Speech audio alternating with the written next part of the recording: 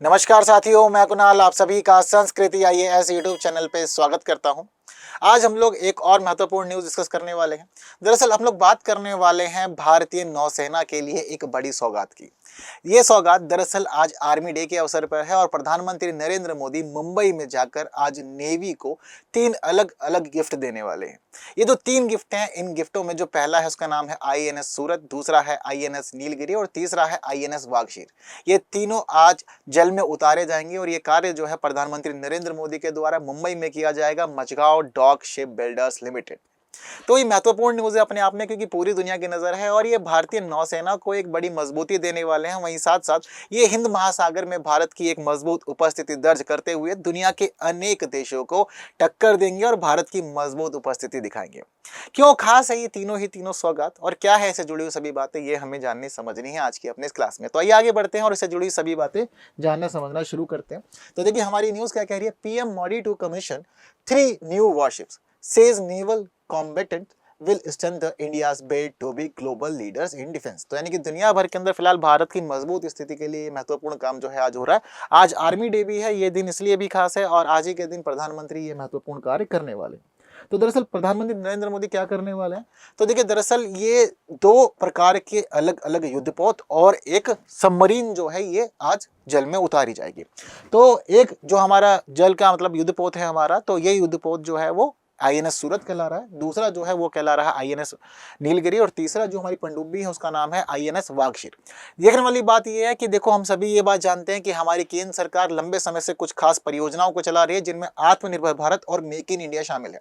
तो ये बात देखने वाली है कि जो तीनों ये हमारे जल या नौसेना की जो सौगात है, जो गिफ्ट है, ये तीनों ही युद्धपोत या वॉरशिप, तीनों ही आईएनएस जो है ये भारत में तैयार किए गए हैं, स्वदेशी रूप से इनको तैयार किया गया है। अब बहुत बार क्या होता है कि जब हम कभी भी बोलते हैं कि स्वदेशी रूप से तैयार किया गया है, तो ये सोचा जाता है कि ठीक है 100% चीजें जो है वो भारत की है, बट ऐसा नहीं होता। स्वदेशी रूप से तैयार करने का मतलब ये है कि इसमें 75% टू 80% जो चीजें लगी हुई हैं वो भारत की ही हैं, ठीक है। लेकिन फिर भी ये कि कुछ चीजें हमें दूसरे देशों से लेनी पड़ती है, तो 20% 15% का शेयर जो है वो उनका भी रह जाता है। तो फिर भी स्वदेशी रूप से तैयार है, अधिकांश चीजें जो है भारत की है, भारत में ही इनको निर्मित किया गया, यानी कि भारत में ही बनाया गया है। और इनका जो डिजाइन है इन तीनों का डिजाइन युद्धपोत डिजाइन ब्यूरो के द्वारा तैयार किया गया है, ठीक है। अब देखने वाली बात यह भी है कि ये अलग अलग प्रोजेक्ट के हैं, लेकिन अलग अलग प्रोजेक्ट के होने के बावजूद नौसेना के लिए ये सभी खास है और हमारे लिए बहुत महत्वपूर्ण होने वाले हैं, ठीक है। तो फिलहाल ये हमारे रक्षा क्षेत्र के लिए बहुत महत्वपूर्ण है। आत्मनिर्भर भारत, जैसा कि बता रहा हूं कि भारत सरकार लगातार लंबे समय से बोल रही है कि हमें आत्मनिर्भर बनना है और आत्मनिर्भर पहल भी जो है हमारी सरकार ने चला रखी है। तो आत्मनिर्भर भारत के तहत ये तीनों जहाज जो है भारत की मजबूत स्थिति को दर्शा रहे हैं और स्वदेशी हैं, ये महत्वपूर्ण है। इसके अलावा इन तीनों की खास बात यह है कि इन तीनों को महिला सैन्य कर्मियों और नाविक विशेष सुविधाओं से सुसज्जित किया गया है। अगर महिलाओं की भी तैनाती की जाए तो उन्हें भी किसी प्रकार की परेशानी नहीं आने वाली है, उन्हें भी पूरी तरह की सुविधाएं जो है वो मिलेगी। और बाकी जो हमारे नाविक हैं उन सभी के लिए सभी विशेषताओं से सुसज्जित हैं और आने वाले समय में लंबे लाभ जो है ये हमें देने वाले हैं। तो दीर्घकालीन स्थिति रहने वाली है। तो आईएनएस सूरत, आईएनएस नीलगिरी और आईएनएस वागशीर, इन तीनों से जुड़ी क्या क्या खास बातें हैं, आइए एक एक करके जानना समझना शुरू करते हैं। सबसे पहले बात करते हैं हम लोग आईएनएस सूरत की। दरअसल आईएनएस सूरत की खास बात यह है कि आईएनएस सूरत प्रोजेक्ट 15B के तहत तैयार किया गया है, ठीक है। प्रोजेक्ट 15B, ठीक। अब ये जो प्रोजेक्ट 15B है, ये प्रोजेक्ट 15B अकेले जहाज सूरत के लिए ही नहीं जाना गया। दरअसल प्रोजेक्ट 15B जो है ये 15A क्लास का उत्तराधिकारी है। 15A क्लास के तहत जितने भी युद्धपोत बने, जितने वॉरशिप बने, उनको कहा जाता है कोलकाता श्रेणी के जहाज, ठीक है। तो जब कभी भी हम कोई भी प्रोजेक्ट लेते हैं इस प्रकार से, उस श्रेणी में जो पहला जहाज होता है, जो पहली सबमरीन होती है, हम लोग उसी से ही ना कनेक्ट कर देते हैं और कहते हैं कि ये इसी श्रेणी में है, ठीक है। तो जैसे कि इस पूरे के पूरे प्रोजेक्ट में जो पहला जहाज था उसको हम लोग क्या कहते हैं, प्रोजेक्ट 15A के कोलकाता, तो इसलिए कहते हैं कि सारे जहाज कोलकाता श्रेणी के, ठीक। वही स्थिति जो है वो प्रोजेक्ट 15B के साथ भी है। दरअसल प्रोजेक्ट 15B का जो पहला जहाज था, उस पहले जहाज को नाम दिया गया था विशाखापत्तनम। तो इसी वजह से जो आईएनएस सूरत है, इसको कहा जा रहा है कि ये आईएनएस सूरत प्रोजेक्ट 15B के तहत विशाखापत्तनम श्रेणी का चौथा जहाज है। कौन सा जहाज है? चौथा। दरअसल प्रोजेक्ट 15B जो है इसके अंदर 4 जहाज है। अब 4 जहाज कौन कौन से? तो एक का नाम मैंने आपको बता दिया है कि विशाखापत्तनम श्रेणी के तहत, यानी कि जो पहला जहाज है इसका वो क्या है, आईएनएस विशाखापत्तनम। आईएनएस विशाखापट्टनम के अलावा जो बाकी जहाज है उनमें दूसरा है आईएनएस मोरमुगांव। तीसरा जहाज इसके अंदर जो है उसका नाम है आईएनएस इम्फाल, और जो चौथा जहाज है उसका नाम है आईएनएस सूरत। तो बाकी तीन जो है वो प्रॉपरली कमीशन है, हमारी नौसेना को दे दिए जा चुके हैं, जल में है और हमारी सीमाओं की सुरक्षा के लिए वो काम कर रहे हैं। लेकिन जो चौथा है जो रह गया था इसको आज शामिल किया जा रहा है। तो चौथा और अंतिम युद्धपोत आज शामिल करवा देंगे हमारे प्रधानमंत्री नरेंद्र मोदी। ठीक है। दरअसल देखने वाली बात यहाँ पर यह भी है कि प्रोजेक्ट 15B के लिए एक जो मेमोरेंडम ऑफ अंडरस्टैंडिंग साइन किया गया था वो 2011 में किया गया था। 2011 के बाद तेजी से इस प्रोजेक्ट पर काम चल रहा था और धीरे धीरे करके इसके सभी जहाज जो थे वो शामिल कर दिए गए नौसेना के अंदर। ठीक है। अगर बात करें आईएनएस सूरत के विस्थापन की, यानी कि कितना वजन है इसका, तो इसका वजन जो है वो 7400 टन है। 7400 टन वजन के अलावा इसकी कुल लंबाई जो है वो 164 मीटर है। यह जहाज अनेक मिसाइलों से और रॉकेट से सुसज्जित होने वाला है। इसमें सरफेस टू एयर मिसाइल लगाई जाएंगी ताकि कहीं भी किसी भी परिस्थिति में ये हमला कर सके। इसके अलावा जहाज रोधी मिसाइलों से भी इसको सुसज्जित किया जाएगा। इसमें टॉर्पीडो आदि आदि सभी चीजें लगाई जाएंगी जो सभी मॉडर्न हथियार हैं और सभी मॉडर्न सेंसर से सुसज्जित हैं, ताकि रक्षा क्षेत्र में, जल क्षेत्र में जब हमारे युद्धपोत रहें तो ये दूसरे देश की सेनाओं के लिए बाहुबली बन के डटे रहें और उन्हें बड़ी चुनौती दें, उन्हें परेशान करें। इस जहाज की स्पीड की बात करें तो ट्रायल पे था और ट्रायल पे रहते हुए इस जहाज की जो स्पीड आकी गई है वो 56 किलोमीटर प्रति घंटे से अधिक है। इसके अलावा आईएनएस सूरत जो है ये विशाखापत्तनम श्रेणी का चौथा जहाज है। जब कभी भी हम लोग जहाजों का सीक्वेंस देखते हैं तो ये पिछले जहाज से थोड़े उन्नत होते हैं। ये बात ध्यान रखिएगा कि प्रोजेक्ट 15B में सबसे खास जहाज जो है, सबसे खास जो युद्धपोत है वो युद्धपोत आईएनएस सूरत है, क्योंकि इस पूरे प्रोजेक्ट के तहत हम लोग ये देख रहे हैं कि ये भारत में पहला ऐसा वॉरशिप बनाया गया है जो एआई अनेबल है, यानी कि इसमें हमने कृत्रिम बुद्धिमत्ता को भी शामिल किया है। ये एआई सक्षम युद्धपोत है और ऐसा कोई दूसरा युद्धपोत हमारे पास में है नहीं। ये इसकी सबसे खास और सबसे अनूठी विशेषता है जो हमें कहीं और देखने को नहीं मिलती। इसके अलावा जहां इसमें बहुत सारी मिसाइल और रॉकेट के लिए व्यवस्था है, वहीं हमारे कुछ खास हेलीकॉप्टर चेतक, सी किंग, MH-60R इन सभी के उतरने के लिए और इन सभी को प्रॉपरली यहां से उड़ान भरने के लिए भी व्यवस्था दी गई है प्रॉपर स्पेस है इस पे। ठीक है। तो इसका जो निर्माण कार्य है, इसका निर्माण कार्य वर्ष 2019 में शुरू हुआ था। दरअसल 2019 में 7 नवंबर के दिन इसका जो काम था वो शुरू किया गया था और 17 मई 2022 को ये जहाज बनकर तैयार हो गया था और इसको लॉन्च कर दिया गया था। तो 17 मई 2022 को ये जहाज जल में उतर गया था। उसके बाद अनेक परीक्षण हुए, ट्रायल वगैरह किए गए। सभी चीज़ों के सक्सेसफुल हो जाने के बाद आज 15 जनवरी के दिन 2025 में इसे नौसेना को पूरी तरह से सौंपा जा रहा है। आज से इसका कार्यकाल शुरू हो जाएगा। क्लियर है सारी बात। तो ये सारी महत्वपूर्ण बातें जो है प्रोजेक्ट 15B की है, आईएनएस सूरत की, जो आपको याद रखनी है, जो आपको आने वाली परीक्षाओं में बहुत ज़्यादा लाभ देगा, मजबूत करेगा, चीज़ों को आपकी बहुत ही सरल बना देगा। तो आईएनएस सूरत और प्रोजेक्ट 15B की सभी बातों को जानने के बाद, इसके जहाज़ों की विशेषताओं को जानने के बाद बढ़ते हैं आगे और जानते हैं हमारे दूसरे आईएनएस के बारे में। दरअसल हमारा जो दूसरा आईएनएस है उसका नाम है आईएनएस नीलगिरी।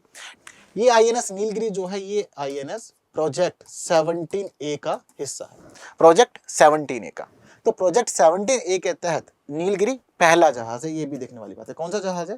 पहला जहाज है जो आज नौसेना को दिया जा रहा है। लेकिन पहला जहाज तो है लेकिन अकेला जहाज नहीं है, ये बात भी ध्यान रखना। दरअसल प्रोजेक्ट 17A के तहत 7 जहाज शामिल है। 7 जहाजों में जो पहला है वो है आईएनएस नीलगिरी। नाम आप बिल्कुल नोट कर सकते हैं, सभी इंपॉर्टेंट है। दूसरा जहाज इसके अंदर जो रहने वाला है नीलगिरी के बाद वो है आईएनएस हिमगिरी। आईएनएस हिमगिरी के बाद है आईएनएस तारागिरी। तारागिरी के अलावा INS Udaygiri, INS Dunagiri, INS Vindhyagiri और आईएनएस महेंद्रगिरी।